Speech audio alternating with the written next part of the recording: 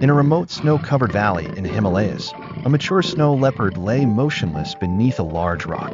Its thick gray and white fur, dotted with black spots, a symbol of majesty, was now marred by horrifying clusters of parasites. Its back was covered in pale yellow, honeycomb-like structures filled with glossy, egg-like forms, interspersed with dark, beetle-shaped parasites clinging tightly to its fur.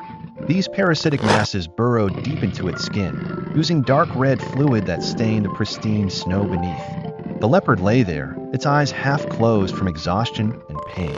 Only the faint rise and fall of its chest showed it was still alive. Around it, swarms of flying insects buzzed, drawn to the scent of blood from its open wounds. Above, a rescue helicopter circled the valley.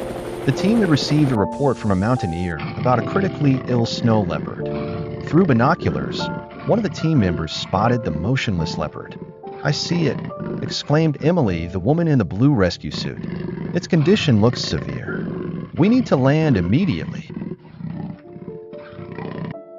The rescue helicopter landed near the snow leopard. Emily, in her blue rescue suit, stepped out first, her eyes fixed on the motionless leopard beneath a large rock. "It's still breathing," she said, her voice tense. "But it's in terrible shape." Mark, carrying a thermal scanner, quickly assessed the leopard. "Its temperature is only 30 degrees, he reported. "We need to warm it up immediately." Meanwhile, Sarah prepared a sedative. "I'll administer this to keep it calm," she said, injecting the leopard. Within moments, its eyes closed, and its breathing slowed.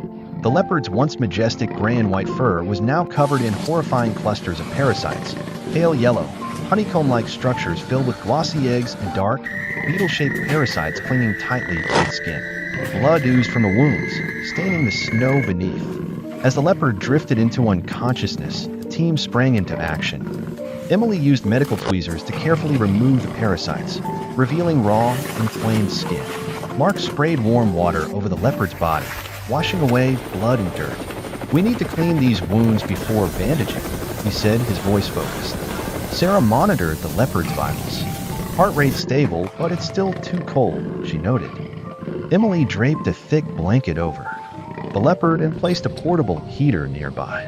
"It's going to be okay," she whispered, her eyes glistening with tears. Once stabilized, the team carefully lifted the leopard onto a stretcher and secured it with safety straps. Emily kept a hand on its back, offering silent reassurance as they carried it to the helicopter. "We'll take it to the center," Emily said, her voice filled with determination. "It's going to live." The helicopter was prepared to transport the leopard to the Wildlife Conservation Center.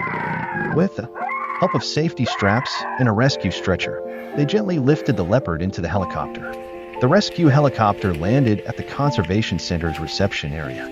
The snow leopard, still unconscious, was taken to the special care unit. Veterinarians and rescue staff were ready, equipped with medical tools and medications.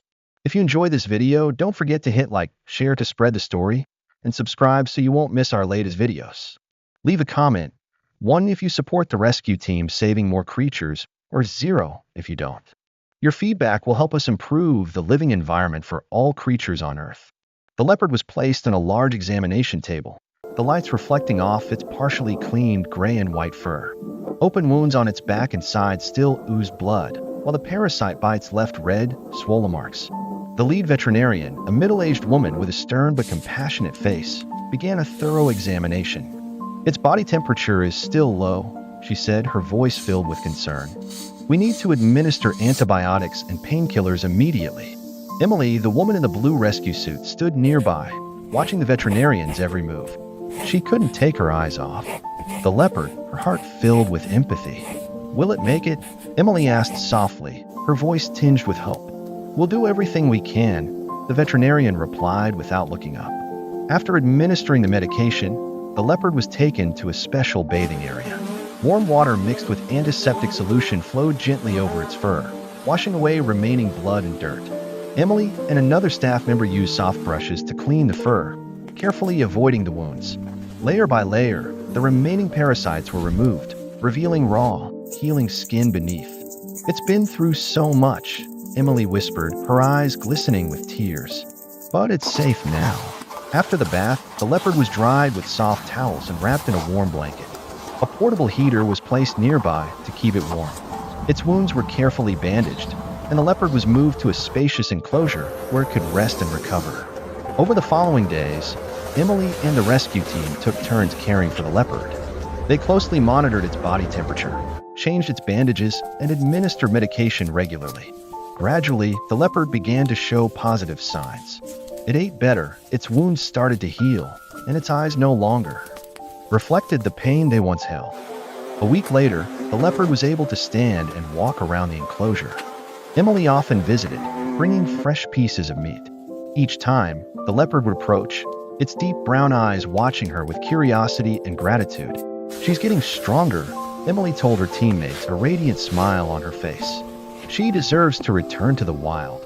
A month after being released into the wild, the rescue team received an urgent message from the conservation center. While on a mission, their vehicle was blocked by a snow leopard standing firmly in the middle of the narrow mountain road. The leopard refused to move, despite the team honking repeatedly to shoo it away. "That's her, the snow leopard we saved last month," Emily exclaimed, recognizing the familiar black spots on its gray and white fur. "But why is she blocking our path?" Mark, the driver, frowned. "Maybe she needs help."